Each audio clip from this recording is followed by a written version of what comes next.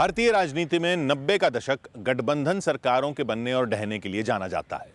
तब क्षेत्रीय छत्रपों के एक झटके से दिल्ली की सत्ता डोल जाती थी। रातों रात प्रधानमंत्री के चेहरे बदल जाते थे।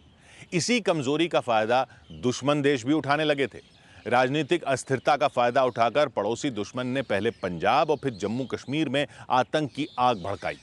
नौजवान नरेंद्र मोदी उसी वक्त से आतंक की सोच पर प्रहार करते आ रहे हैं।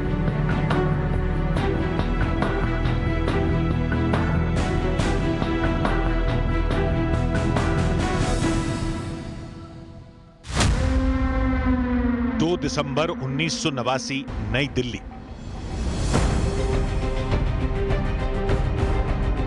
विश्वनाथ प्रताप सिंह कई दलों के गठजोड़ से बनी सरकार में प्रधानमंत्री बने। सरकार में बीजेपी और लेफ्ट पार्टियां भी शामिल थीं। कांग्रेस से बगावत कर जनता दल में शामिल हुए मुफ्ती मोहम्मद सईद को विश्वनाथ प्रताप सिंह ने देश का गृह मंत्री पद सौंपा। गृह मंत्री बनने के 6 दिन बाद ही आतंकियों ने मुफ्ती मोहम्मद सईद की बेटी रुबैया सईद का अपहरण कर लिया। दहशतगर्दों ने गृह मंत्री की बेटी की जान बख्शने के बदले 5 खूंखार आतंकियों की रिहाई की मांग रखी। किडनैपिंग कांड का अंत 13 दिसंबर 1989 को हुआ। अशफाक वानी, शेख हमीद, शेर खान, जावेद अहमद जरगर और नूर मोहम्मद कलवल को रुबैया की आजादी के बदले रिहा कर दिया गया। हालांकि रुबैया का अपहरण सिर्फ एक शुरुआत भर थी।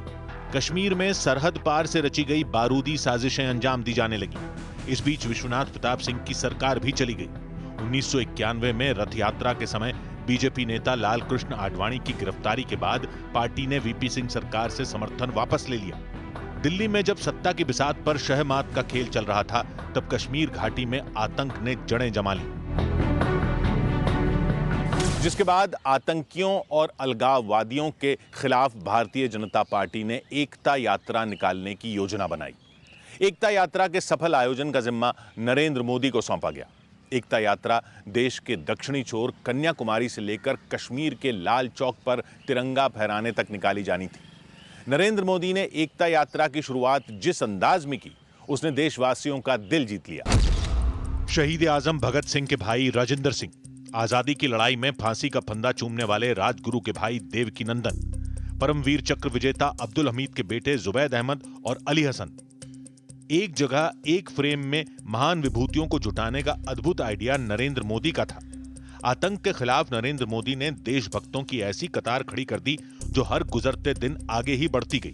11 दिसंबर 1991 को कन्याकुमारी में एकता यात्रा के शुभारंभ की ये तस्वीर देखिए, जिसमें मुरली मनोहर जोशी को राष्ट्रीय ध्वज तिरंगा सौंपा गया था।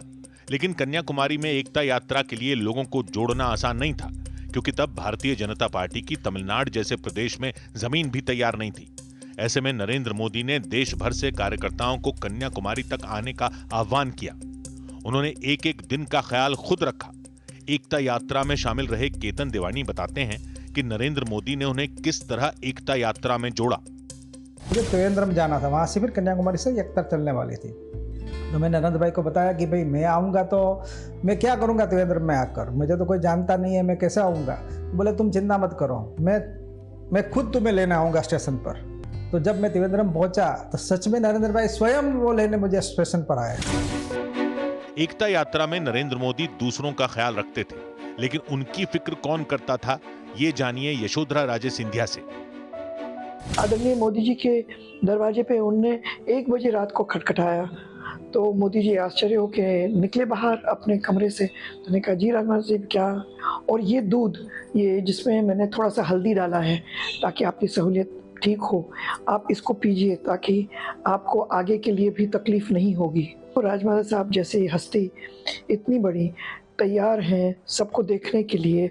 हम लोग जो यात्रा में लगे हुए हैं एक एक को पूछ रही हैं। तो वो चीज़ मोदी जी हमेशा रिपीट करते हैं जब हम जैसे लोगों से मिलते हैं कि मैं भूल नहीं सकता। बीते साल एक टीवी इंटरव्यू में नरेंद्र मोदी ने बताया कि उनका 5 दशक पहले से तमिलनाडु आना जाना रहा। 70 के दशक में कन्याकुमारी में बने विवेकानंद रॉक मेमोरियल से नरेंद्र मोदी का जुड़ाव था। आपातकाल के दिनों में नरेंद्र मोदी भूमिगत रहने के दौरान पूरे देश में घूमे थे, तब भी तमिलनाडु आए थे। एकता यात्रा को सफल बनाने में उनकी पहले की दक्षिण भारत की यात्रा बड़े काम आई। लेकिन 14 राज्यों से गुजरकर कश्मीर के लाल चौक तक पहुंचना कतई आसान नहीं था। यात्रा बहुत लंबी थी। सभी राज्यों में अलग अलग प्रभारी थे। इनका कोऑर्डिनेशन नरेंद्र मोदी करते थे। इस सब के बीच उन्हें आतंकियों को मुंह तोड़ जवाब देने वाले ओजस्वी भाषण भी देने होते थे। पीएम मोदी पर न्यूज 18 की खास सीरीज जारी है। कल रात 10:15 पर देखना ना भूलें।